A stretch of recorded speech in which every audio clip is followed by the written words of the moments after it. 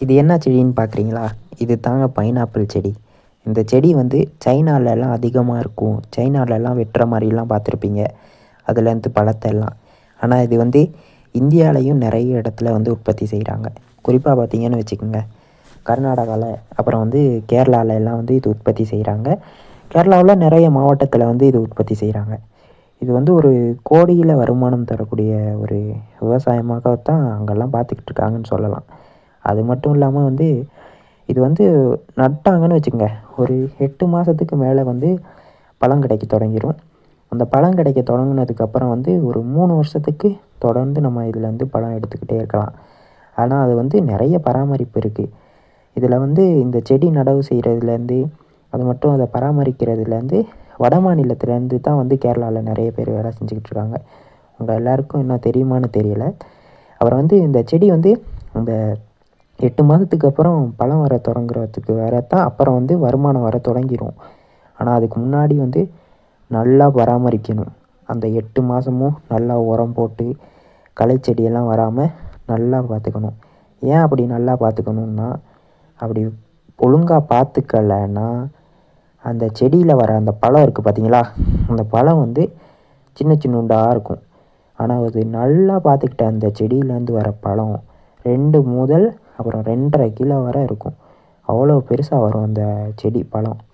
ஆனால் வந்து நீங்கள்லாம் அந்த அளவுக்கு பெரிய பழத்தெல்லாம் வந்து நம்ம ஊருக்குலலாம் அதிகமாக பார்த்துருக்க மாட்டீங்க. அப்படி வர பழத்தெல்லாம் வந்து பல்காக வெட்டி வெளியே வேறு ஸ்டேட்டுக்கு, அது மட்டும் இல்லாமல் ஃபாரின் எக்ஸ்போர்ட்லாம் ஆகுது. அந்த அளவுக்கு இந்த பழத்தை கொண்டு போயிடுவாங்க. இந்த பழத்தோட ஹெட் ஆஃபீஸ் வந்து, அதாவது இந்த பழத்தெல்லாம் வாங்கிக்கிற ஹெட் ஆஃபீஸ் வந்து கேரளாவில் வாழக்குளம் அப்படிங்கிற ஒரு ஏரியாவில் இருக்கும்.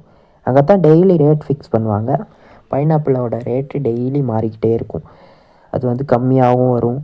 ஒரு எவ்வளோ சொல்கிறது, 35 ரூபா வரலாம், அப்புறம் 40 ரூபா வரும், 50 ரூபா வரும், 60 ரூபா வரும். இதில் வந்து எவ்வளோன்னா நார்மலாக ஒரு 42 to 50 இதெல்லாம் வந்து ஏவரேஜாக இருக்க ரேட்டு. அதிகமான விலை அப்படின்னு சொன்னீங்கன்னா 70 போயிடுச்சுன்னா இது வந்து அதிகமான ஒரு ரேட்டு தான். அது மட்டும் இல்லாமல் இது வந்து ஒரு ஆடம்பர பழமாக தானே ஃபஸ்ட்டு கருதிக்கிட்டு இருந்தாங்க. ஏன்னா இந்த பழத்தை பார்த்திங்கன்னா ராஜாக்கள், அதாவது அந்த காலத்தில் வந்து ஏதாவது ஃபங்க்ஷனில் தான் வந்து இதை வந்து அது வாடகைக்கு எடுத்துக்கிட்டு கொண்டு போயிட்டு யூஸ் பண்ணுவாங்களாம். அப்படி ஒரு ஆடம்பர பழமாக வந்து இதை கருதியிருக்காங்க. சரி, அதெல்லாம் விட்டுறலாம். நம்ம இந்த பழம் என்ன பண்ணுவாங்க, எப்படி நடுவாங்க அப்படின்னு சொல்கிறேன் பாருங்கள். இந்த பழம் வர்றதுக்கு வந்து மழையும் வேணும், வெயிலும் வேணும். ஆனால் வந்து மழை கூட ஓரளவில் இருந்தால் போதும். வெயில் வந்து ரொம்ப அதிகமான வெயில் இருக்க ஏரியாவில் தான் இது நல்லா வருது. ஏன்னா நம்ம வந்து இது நடவு செய்கிற ஏரியாவில் வேலை செஞ்சுருக்கோம். இந்த வேலையுமே நம்ம செஞ்சுருக்கோன்னு வைங்களேன். அது எப்படி நடுவாங்கன்னா, ஃபஸ்ட்டு ஒரு மலை மாதிரி ஏரியாவோ இல்லை ஒரு ஒரு ஏரியாவில் என்ன பண்ணுவாங்கன்னா, அந்த மண்ணை வந்து நல்லா லூஸ் பண்ணுவாங்க. நல்லா லூஸ் பண்ணி விட்டுட்டு அதில் வந்து இந்த செடியை வந்து நடவு பண்ணுவாங்க. நடவு பண்ணிவிட்டு அதுக்கப்புறம் வந்து உரம் போடுவாங்க. உரம் போட்டு நல்லா அந்த வேர்லாம் தெரியாமல் செடியை வந்து பெட்டு மாதிரி இடையில ஆள் நடக்கிற மாதிரி பெட்டு விட்டு அப்படியே மறைச்சி உரம் போட்டு மூடி வச்சுருவாங்க. அதுக்கப்புறம் வந்து பெருசாக அதை வந்து கண்டுக்க மாட்டாங்க. அது வந்து வெயில் டைமாக இருந்தால் தண்ணி விடுவாங்க. சில பேர் அது வந்து தண்ணியும் விட மாட்டாங்க. இந்த செடிக்கு இருக்க ஒரே ஒரு பவர் என்ன தெரியுமா? என்ன வெயில் அடித்தாலும் காயவே காயாதுங்க, அப்படியே கிடக்கும்.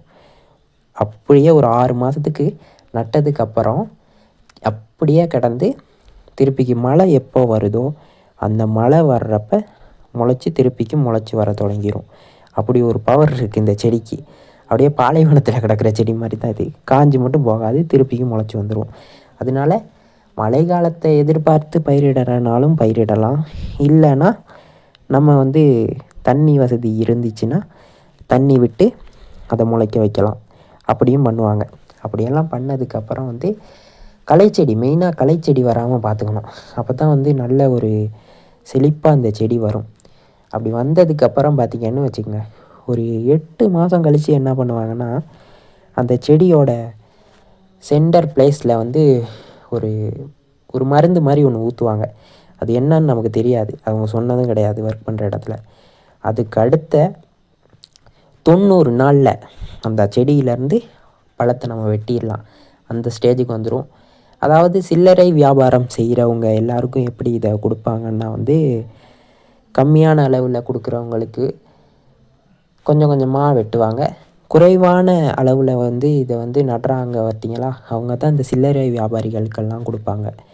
அதிக அளவில் வந்து இப்போ 500 ஏக்கர் 1000 ஏக்கர் அந்த அளவில் நடுறவங்களும் இருக்காங்க. இவங்கெல்லாம் என்ன பண்ணுவாங்கன்னா, வாழைக்குளம்னு ஒரு ஆஃபீஸ் சொன்னேன் தெரியுமா, அங்கே லோடுக்கு வெட்டி அனுப்பிடுவாங்க. அப்படி தான் இதை பண்ணிக்கிட்டு இருக்காங்க. இது வந்து ஒரு அதிகமாக இந்த பழத்தை எடுத்துக்கக்கூடாது. ஏன்னா வந்து நம்ம அதில் வேலை செஞ்சுருக்கோம். அதனால சொல்கிறோம், இது எப்படிப்பட்ட உரமெல்லாம் போட்டு இது வளரும் அப்படின்னு சொல்கிறோம்ல. அதனால் வந்து ஒரு கம்மியான அளவுலேருந்து இந்த பழம் சாப்பிடணும். அதுதான் உடம்புக்கு நல்லது எனக்கு தெரிஞ்சு. அப்புறம் வந்து இப்படி தான் இந்த பழம் வந்து உற்பத்தி ஆகுது. இது வந்து கோடிகளில் வருமானம் தரக்கூடிய ஒரு விவசாயமாக தான் இப்போயும் கருதப்படுகிறது. ஏன்னு சொல்கிறேன் பாருங்கள். நான் கொஞ்ச நாளைக்கு முன்னாடி ஒருத்தரை பார்த்தோம். அவர் வந்து ஸ்டார்டிங்கில் 1 ஏக்கர் நட்டுக்கிட்டு இருந்தார். இப்போ வந்து 100 ஏக்கர் 150 ஏக்கர் நட்டுக்கிட்டு இருக்காரு. இன்னும் கொஞ்சம் நாளில் 1000 ஏக்கர் கூட அவர் நடுவார். அதனால தான் சொல்கிறேன், இது வந்து ஒரு கோடிகளில் வருமானம் தரக்கூடிய விவசாயமாகத்தான் கேரளாலெல்லாம் பார்க்குறாங்க. அவ்வளோதான். இதை வந்து நம்மளும் இதை பண்ணலாம் அப்படின்னு ஒரு ஐடியா இருக்குது. பார்ப்போம் வருங்காலங்களில்.